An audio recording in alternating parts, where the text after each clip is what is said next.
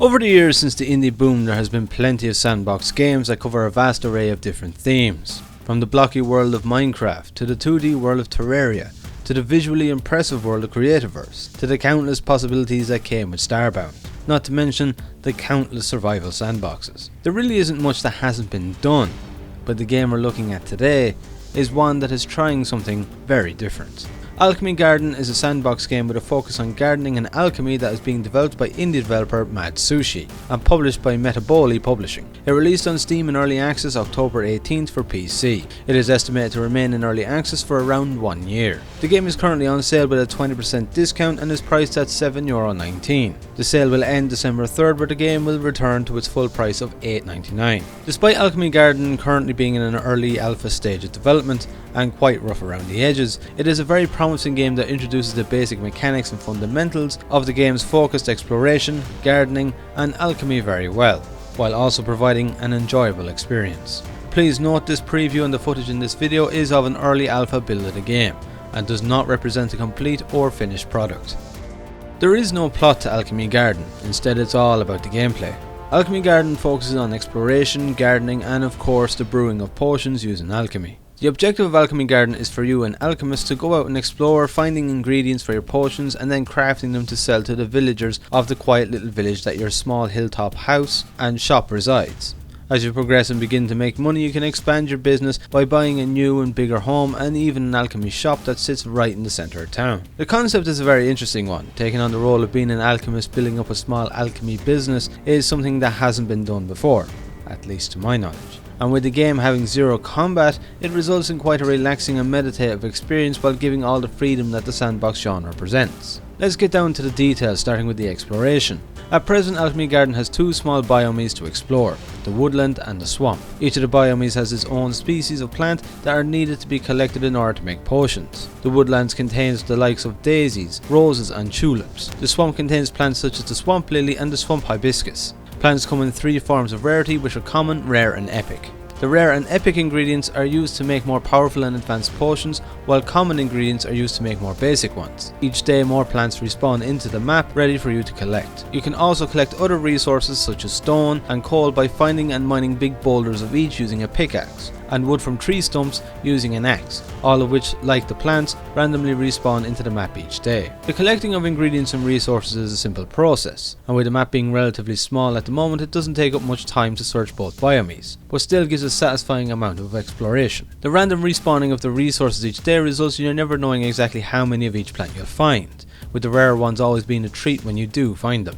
Every action you complete in the game uses up your stamina, or energy as it is called in Alchemy Garden's case. Each time you harvest a plant, mine stone or coal and do some gardening, which we'll get to very shortly, it uses up a small amount of your energy. Energy also decreases at a very slow rate over time. If you completely run out of energy, you will be unable to do tasks and movement speed is reduced. Energy is restored by going to sleep, which will start a new day. The later that you sleep, the less energy that will be restored, so ensuring you go to bed at an early enough time is vital. Having the energy mechanic results in there needing to be a simple level of strategy applied to the gameplay. It results in you having to identify what you need to do each day and only complete the tasks that are essential. If you collect every single resource you find, you'll quickly run out of stamina, leaving you short and unable to complete the tasks that are actually needed to be done in order for you to reach your goals at the end of that day. With that said, however, the consumption of energy is at a fair level. Unlike so many other early access games that have stamina meters, Alchemy Garden gives a reasonably generous amount to work with, all the while having it gives the gameplay a bit of needed depth. Then there is the gardening, which is one of the main features of the game. As you harvest plants, you will sometimes gain seeds along with the flower. Seeds can also be purchased from the village shop for a small price. With the rarer the plant, the higher the cost of each bag of seeds. Using a hoe, you can dig a spot to place the bag of seeds in, allowing you to grow your own plants. You can only sow seeds in the garden of your houses. Once you have the seeds in place, you will need to water each of the plots each day using the watering can until the plants fully grow, which you can then harvest. You can refill your watering can at the stream that is found just outside your house. To grow from seeds to fully fledged plants ready to harvest takes between 2 and 3 days, depending on the plant and if you keep them watered. Once they have grown, you are free to harvest them for use in potions or leave them as a garden decoration if you'd like. The gardening mechanic is a great method of giving yourself a good supply of ingredients for potion making, especially the rare ones that are hard to come by through exploration alone. Having to water the plants each day is a bit of a chore at the moment, especially when you have a lot of plants growing at once, with the watering can being the only method of doing it. Nevertheless, it is a great little mechanic. Not only does it function perfectly fine, it also gives a fantastic sense of satisfaction, as you see your plants grow, not only allowing you to craft more potions, but turn your garden from a barren plot of emptiness to this colourful area of beauty. While it is gardening at its simplest of levels, it nevertheless makes you feel like a gardener, all the while being rewarding from a gameplay standpoint. Let's move on to the main feature of the game, which is the alchemy itself. At the start of the game, you'll need to complete a few basic tasks that act as a form of introduction to the game's basic mechanics.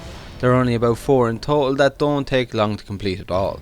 By completing these tasks, you will be given all the equipment needed as rewards in order to begin making potions. There are 2 pieces of equipment that are required in order to make potions, both of which are needed to be placed in your house. Where you place them is entirely up to you, as is the case with all furniture and decorations. The first is the mortar, that is needed in order to grind down plants into powder. How this works is that you simply interact with the mortar and drag the plant you want to ground into the slot provided. You will then start to see pop-ups that appear one by one saying click, which you need to click in order to begin grinding. With each successful click, the pop-up bubble will begin to disappear quicker, with the process ending as soon as you fail to click on one. You will gain 1 powder for each successful click. There are 3 grades of powders, which are grade 1, 2 and 3. The grade of powder you receive from using the mortar is dependent on the rarity of the ingredient you place into it. So common plants give you grade 1, rare give you grade 2 and epic give you grade 3 powder. These powders are then used to make catalysts, which are needed to make potions. Using the mortar is a simple process that rewards the player for their eye-to-hand coordination, as the more times you click the pop-up bubbles, the more powder you gain from a single ingredient. With each of the ingredients having their name in a specific colour in accordance with their rarity, you always know what plant gives you the powder that you require, which is a great little touch for a game so early in development. Along with powder, you will need some other basic essentials before you can brew potions. The first is a bottle of water. You can buy empty bottles from the shop for 1 gold each, and they can also be obtained as quest rewards. All you need to do is go to the stream or river and press the E key to fill a bottle with water. Each press of the key will fill up 1 bottle. Along with the bottle of water, you will also need a fuel source, which comes in the form of wood that is obtained from cutting up tree trunks. Once you have these basic essentials, you will be able to begin brewing potions. Having to collect these basic necessities may sound like a bit of a chore, but with how cheap the bottles are in the shop, you can stockpile large quantities of them quickly. Filling the bottles doesn't cost extra energy either, and the amount of wood you gain from chopping up tree stumps is reasonable too, making it easy to stockpile, where you only need to go out searching for it every once in a while. Once you're ready to start brewing potions, you interact with the alchemy table to bring up the brewing menu. At the start of the game, you'll only have 4 recipes available to you, which can be seen in the top right of the screen. Clicking on the recipe will automatically place the ingredients into the slots in the middle, assuming you have them in your inventory. The only thing you will need to place is your fuel source, which is only wood at the moment. Once all the slots are filled, you can click the brew button and your potion will begin to be made. It will only take a few seconds for it to be completed and ready for you to collect. There is a total of 12 recipes currently available, with the other 8 having to be discovered through your own experimentation of ingredients. This, however, isn't as tedious as you might think, and while I'm not going to give away the secret behind it, they aren't all that difficult to figure out. You also don't need to worry about your experimentation resulting in wasting of ingredients either. Just above the ingredients slots where it says drag components, you will see either the words not reactive or reactive. If the ingredients in the slots show up the words reactive, it means that the recipe will work providing you with a new recipe as long as it isn't one you've already discovered. So you will always know if a combination will work or not without having to waste ingredients. The general workings and the discovering of recipes with the alchemy system is quite well done, easy to use and always fun, and knowing whether the combination of ingredients will work or not when experimenting is absolutely fantastic. Indeed, the early development of the game shows right now, as evident by having to drag wood into its slot for each and every potion, along with only being able to brew 1 potion at a time. But hopefully as development progresses, wood will automatically be applied like the ingredients and multiple potions will be possible to craft at the same time,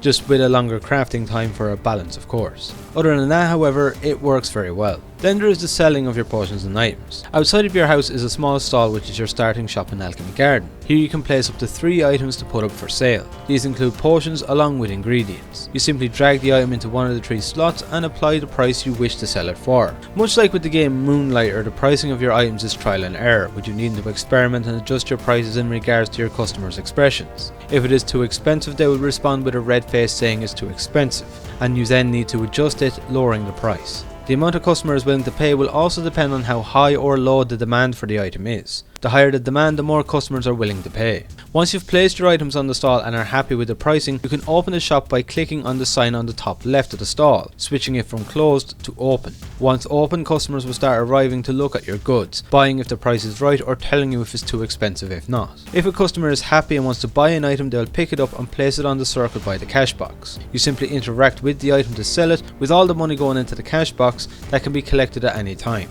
While waiting for your customers to come along, you can continue your tasks such as brewing more potions or doing some gardening. A specific sound effect will play when a customer arrives, with another sound effect activating when a customer has selected an item and is waiting for you to sell it to them. So you always know when a customer is at the stall and when an item is going to be sold. The selling of items is probably the one feature that is earliest in development right now. It is perfectly functional and showcases the workings of the system very well. However, the balancing with the prices of items versus the demand for them is a ways off right now. But this is an alpha build of the game, so imbalance is to be expected. Having to manually sell an item is something I would like to see removed at a later date too. The need to go back to the stall every time just to sell an item is a bit tedious. Having the customer just select the item they want and placing the money in the cash box would be much better for the flow of the game. Indeed, it wouldn't be realistic, and yes, in games like Moonlighter you do need to manually sell the items. But with Alchemy Garden, it doesn't work in the same way. While Alchemy Garden shows inspiration from such games, the actual working of the gameplay is different to that of what it inspires from. Therefore, the selling of items needs to be different too to work in conjunction with its design. The current method of selling items now is a bit too strict for what is more a casual and laid back experience, so a change would be very welcoming in that regard. Other than that though, it certainly does its job and gives a great insight into the works of the mechanic. Along with the mortar and alchemy table, it is also possible to obtain a workbench from the village shop. The workbench allows you to craft any of the tools needed for tasks such as hoes, pickaxes and axes, along with various decorative items too. To craft items you will need a specific amount of wood, stone and fibre, with fibre being obtained from time to time while harvesting flowers and chopping tree trunks. It is a very useful method for obtaining additional tools without having to always buy new ones from the shop, along with making decor items. Right now the amount of each ingredient for the recipes is a bit imbalanced, with the cost being very high in comparison to the availability of the quantities of them. This is especially the case with fibre, but again it is to be expected. But if you're looking for decor items and you have some money to spare, you can always buy them from the village shop if you don't fancy saving up the materials. So there's always that option too. The workbench, again like many elements of Alchemy Garden, showcases the use of it exceptionally well, and truly leaves you excited to see more.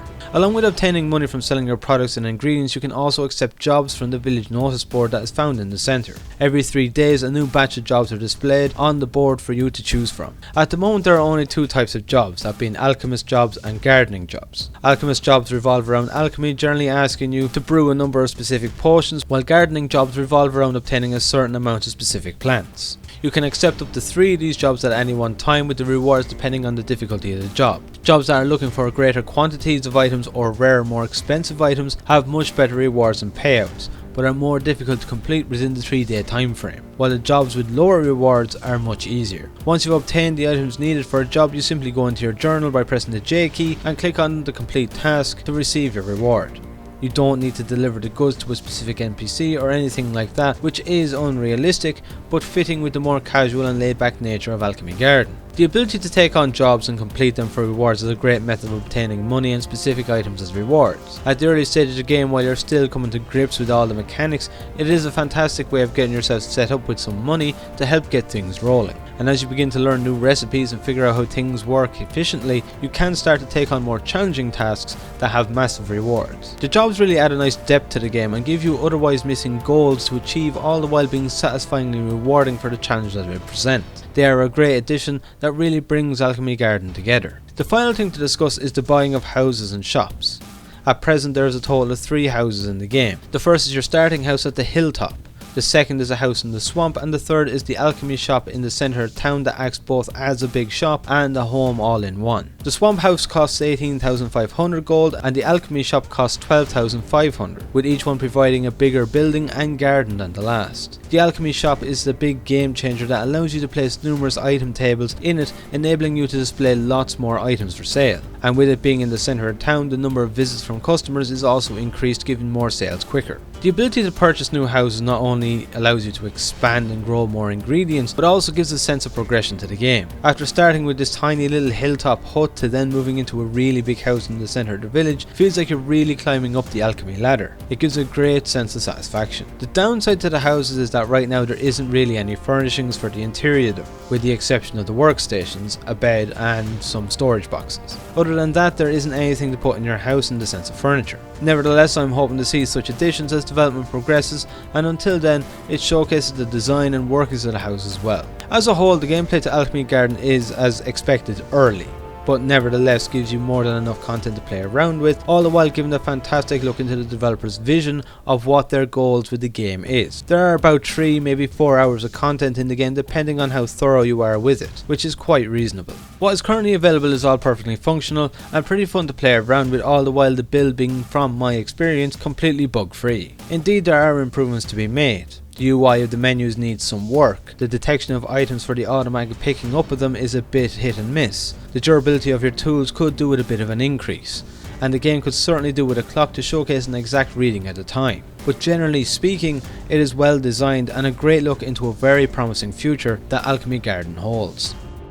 The atmosphere to Alchemy Garden is very fitting and works perfectly well with the laid-back nature of the game. Everything in Alchemy Garden moves at a slightly slower pace, which brings that relaxed feeling across with the atmosphere. This is then also helped by an equally as slow and relaxing music track that plays from time to time, taking a similar style to that of My Time at Porsche's springtime tracks. Anyone who has played My Time at Porsche will immediately feel at home with the atmosphere. Naturally, with it being so early in development, there's lots of room for improvement and the addition of more fitting music tracks. But right now, there is a world full of colour and beauty that you can't help but feel relaxed in, making it that perfect laid-back and meditative experience.